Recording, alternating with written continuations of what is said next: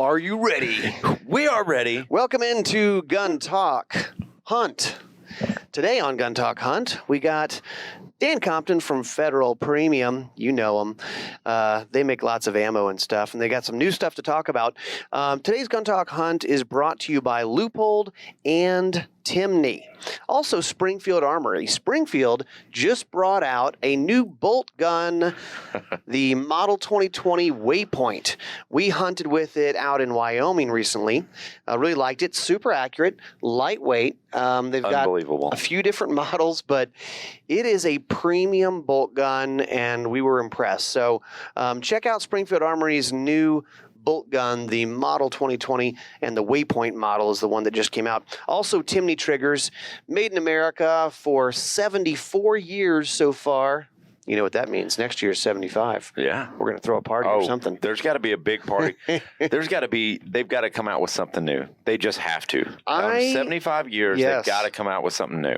They're always innovating. I mean, and a trigger, we've said it before, and if you haven't done this yet, get off your hind and do it. Get off your keister. Get off your keister. There you go.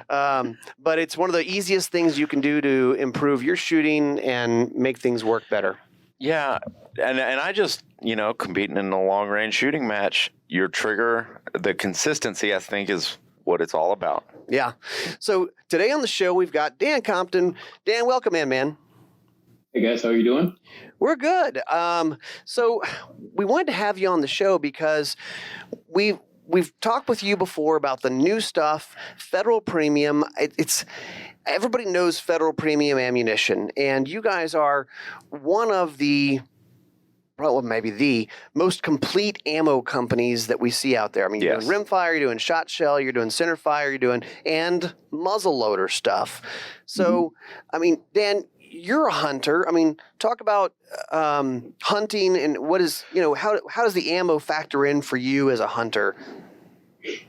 The ammo is like everything, and I'm an ammo guy, so I'm a little biased, but I use the same analogy, to kind of get off beat path. I grew up, my dad had a fishing lodge in Canada when I grew up. So the guys flying fishing trip. It wasn't cheap, and they'd show up and they'd bring, they'd spend so much money on gear, plane tickets, all that. They get up there with a $20 rod and a $5 reel, to go on the fishing trip of a lifetime. Got your zip code.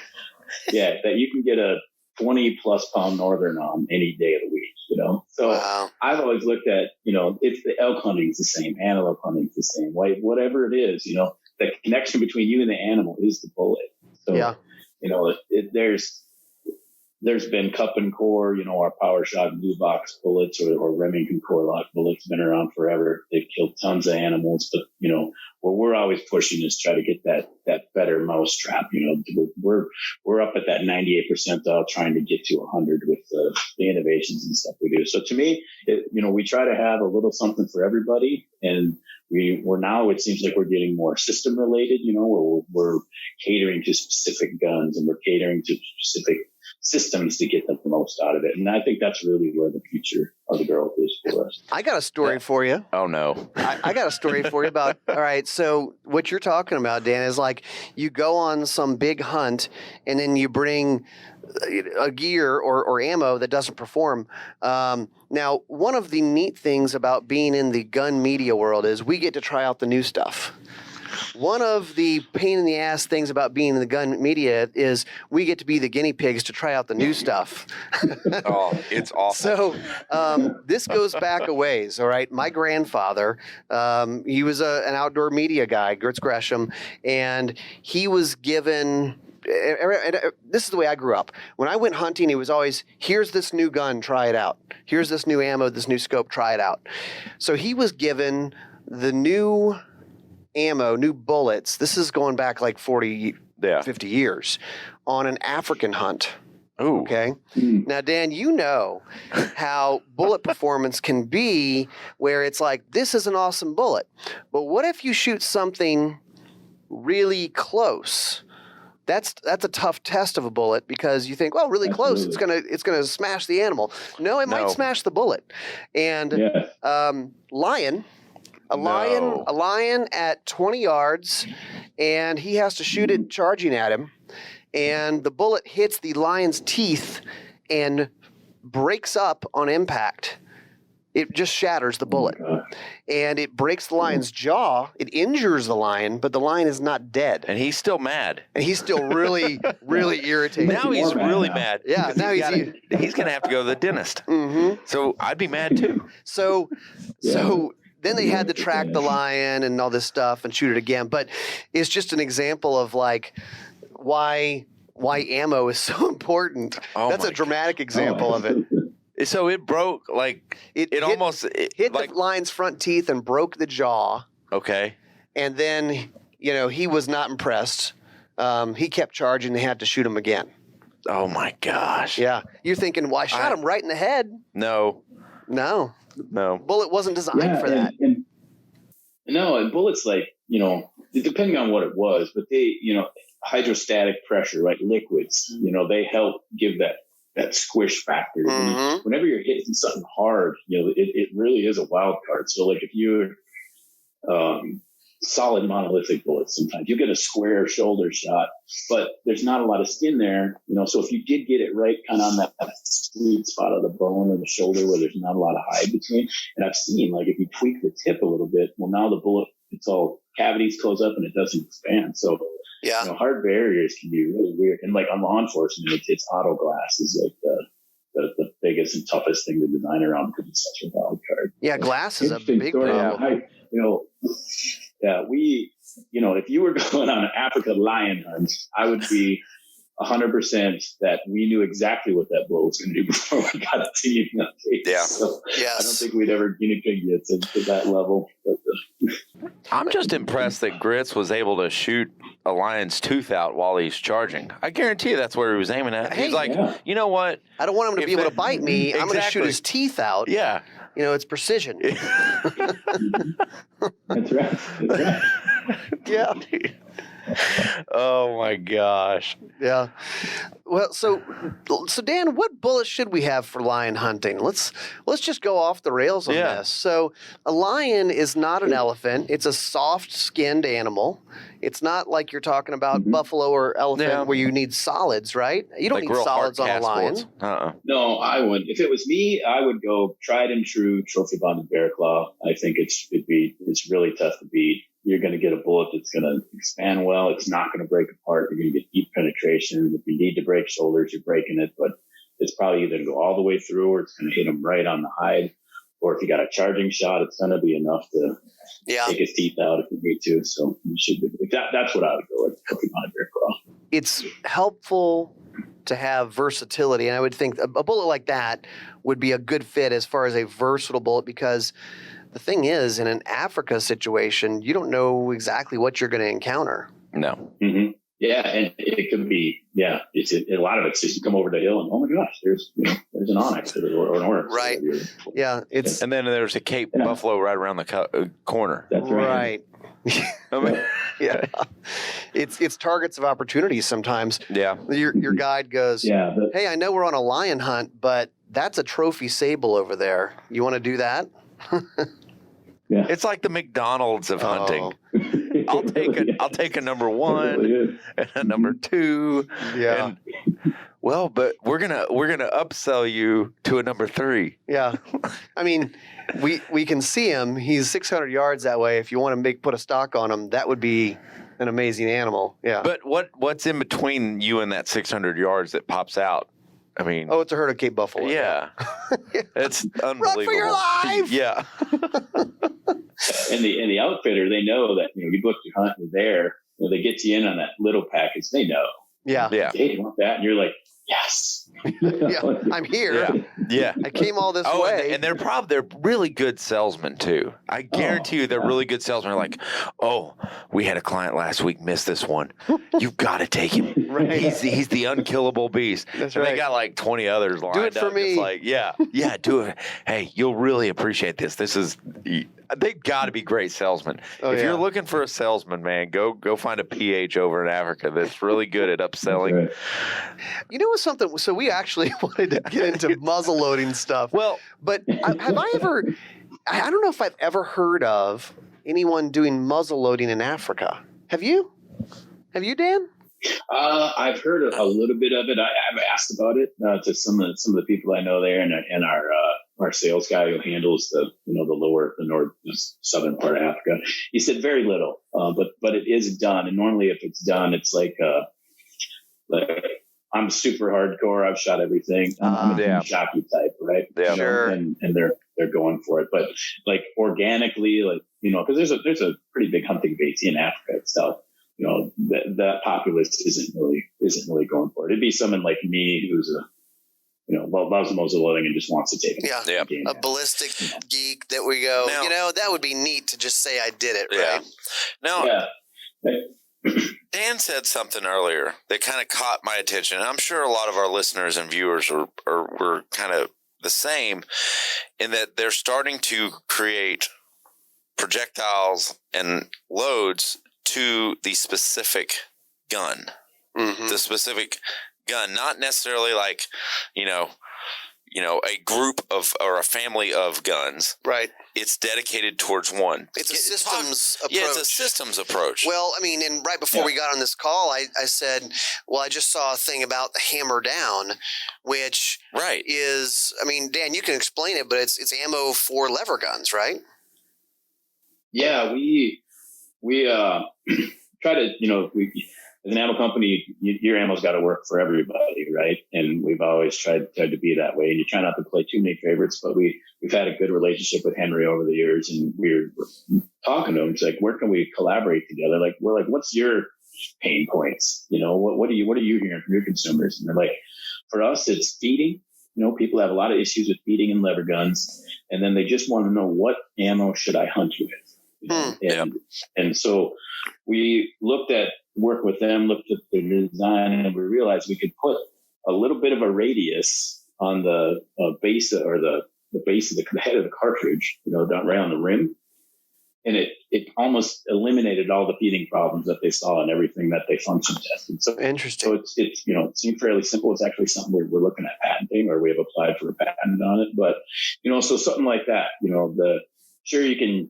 And so then we came up with HammerDown, and then our goal with that was not necessarily one bullet, but what was the best bullet for caliber for hunting. So it could be a plated or a bonded fusion style bullet, or it could be a traditional cut and core bullet. It just depends on the cartridge that we did. Yeah, I mean, you guys have a variety platter of stuff to choose from when you do this, because you have so much variety of bullets. I mean, you guys do it all. Yeah, and so we pick the best hunting round, what's going to feed the best, and then something that seems simple and kind of subtle, but they sell a lot of 44 mag and 327 Federal and handgun cartridges and lever guns, but they don't put handgun cartridges in the rifle area, and I own a rifle. And they're looking through all the 30-06, 270, and they can't find it. So we actually packaged it in kind of longer, skinnier boxes, so it could be merchandised in the rifle area. So just simple things like that. Thinking top to bottom. That's what they're doing. Make it easy that's for all they're people. Doing. Yeah. Because that's true. Like you said, Dan, if there may be people that they own a lever gun, they want to hunt with it, but they may not be experts or super into it. Do you go, I mean, what do I need here? Where do you start? Yeah, because that's true. If you go buy 44 mag or 357 mag, defensive loads, that may be not the perfect load. I mean, it could do the job, but it may not be the perfect load for what you're doing. Yeah, and some of there's other lever guns have ammo out there, but a lot of the guns had to like adjust the chambers to work with it. So we tried to go the other way and make the ammo really work with the gun. But yeah, it seems something. I'm an ammo nerd. I've been living it forever, and it seems something so intuitive. Well, I know where the 44 mag is, and if it's not in a rifle, it's in the handgun. But not everybody has that, or just doesn't think that way. And so we try to take a holistic approach. What's going to shoot better, it's going to be the best to find, and then just be very specific. If it's got a picture of a lever gun on the box, that's what you use in this gun. Yep. So go along those lines. Yes. Complete systems approach. I want to go back to the muzzleloading. Let's come on. Let's get to it. Let's talk about the FireStick. FireStick. Yeah, and I think it was a year ago that we met, or I was on with Tom, and we talked about 4.62 buckshot, and we talked about our custom shop, and this was another topic that we weren't quite ready to discuss on air, I think. So yeah, it's pretty exciting. This goes back almost, I would say I've been on the product team almost 8 years now. Wow. And one of the very first projects that came up was when I started was this muzzle loading system. And we actually had we had an innovation team, it was called, and that we got some funding for. And that's how my position was helped get funded as well. And what came out of that was our Syntec handgun loads with the polymer coating on them. And mainly that was more of a process as opposed to the polymer coating that was both together. What else came out of that? We did some cost cutting measures, but our muzzle loading bullet, the bore lock bullet, was another one. And then this system. And how you said, we're all across a bunch of different uses, but muzzle loading was an area we didn't play in a lot. So this was a category that we thought we could go in and grow. And the guys came up with, one of our engineers, Brian Peterson, came up with this, rear charging design for a muzzle powder. What if you could encapsulate the powder in something and take a break action gun, still use your ramrod, still load from the muzzle, but you're charging it from the rear? And they came up with a couple of concepts. They made some brass cartridges out of it originally, so we could have, and we had this working prototype, and they made a Ruger #1 rifle, which is really cool. Sitting in our shop, that'll probably just be kind of a trophy there for a long time. But we made something that could shoot and work, and we're like, it's kind of a good idea. And then we kind of sat on it. Wow. And so then, as all ideas, we got a roadmap that goes out years and years for what new products, and it's always on the map. But it was like, well, is the timing right? It's not. And then about 3 years ago, we decided let's look for a partner and see if we can bring this into being. And so we reached out to Traditions and said, hey, would you guys want to partner with us on this concept? And they were thrilled, and they've been great to work with. And so that's kind of how it started. You're like, where can we grow in an area? And then what, if you've muzzle loaded, you probably know why it hasn't been fun. It's dirty, it's super unreliable. And moisture just kills them. I've done some late, and it's always late season, wet and snowing and crappy outside. No, it's not. That's the problem. He's got a story about this, Dad. He's got a bone to pick. It's not with Federal. Not with anybody. Yeah, it's with the complications that you encounter. So I'm going on a hunt. I go on the hunt the day before. I load my gun. I leave it in the truck, right? And I know there is a big deer in the area. I know I saw him the day I hunted. Didn't get a shot on him. Left my muzzleloader in the truck. Went inside, slept, woke up. It's a 40-minute drive. So the temperatures are outside they're right around that freezing mark or so. So I cranked the heater up. Yeah, get toasty. Yeah, I'm going to get toasty. I'm going to feel good. And crank the heater up for 40 minutes, drive to my spot. Gun's still, charged. It's still good to go.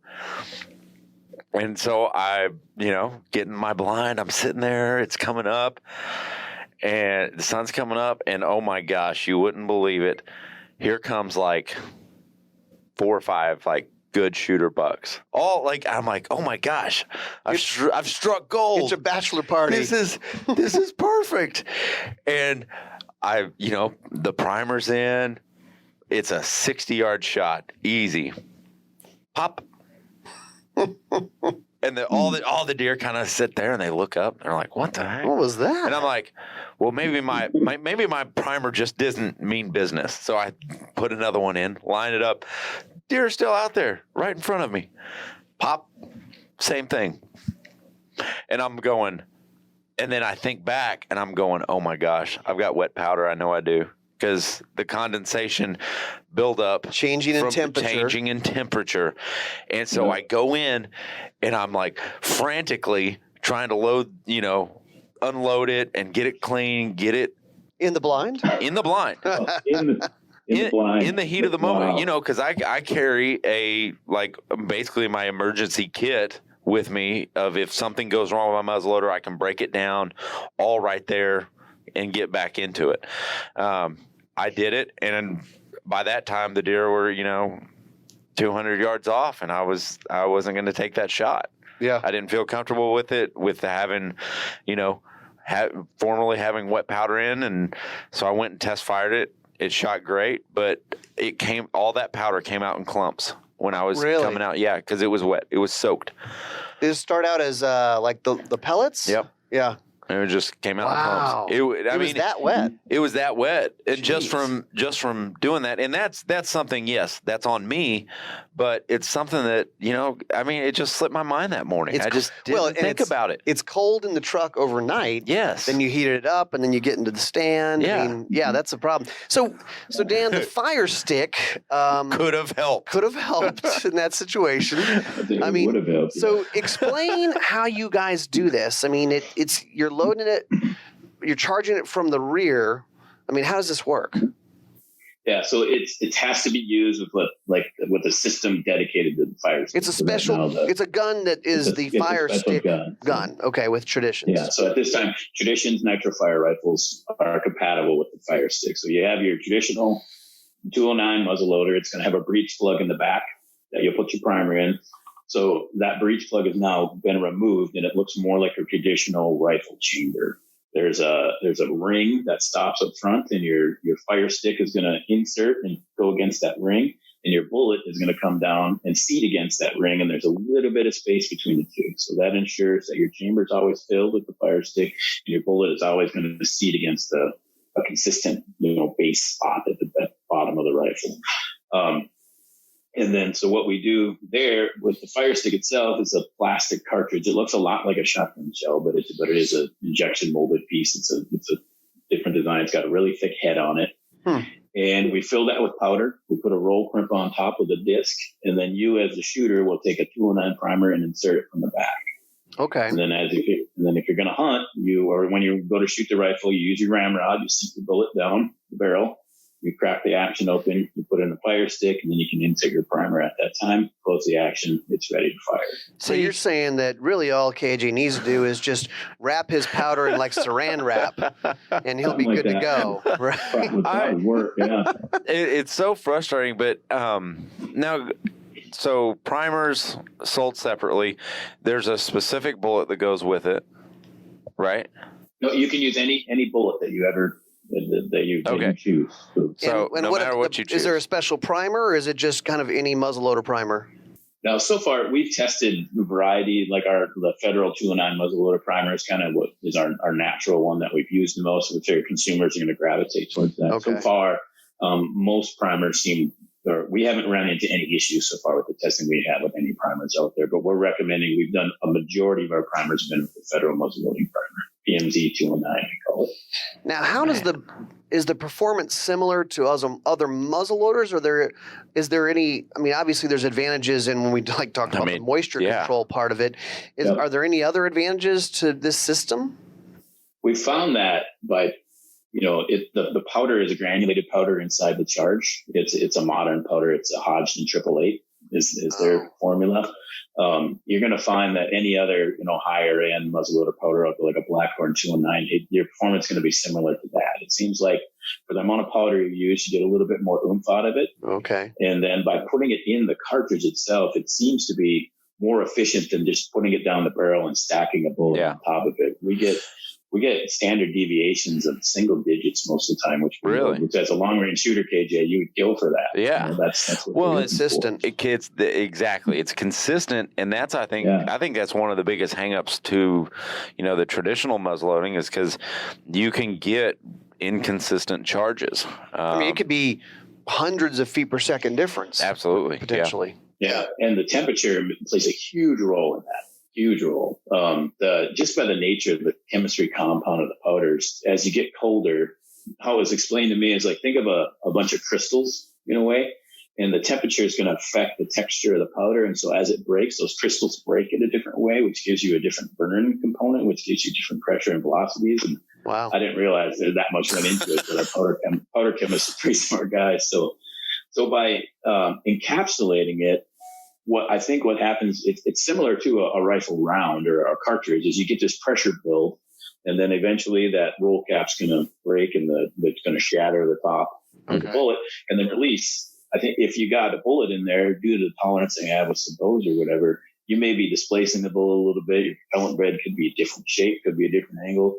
Plus, you got a 209 primer having to shoot through 1.25 inches of a little fouled up breech plug.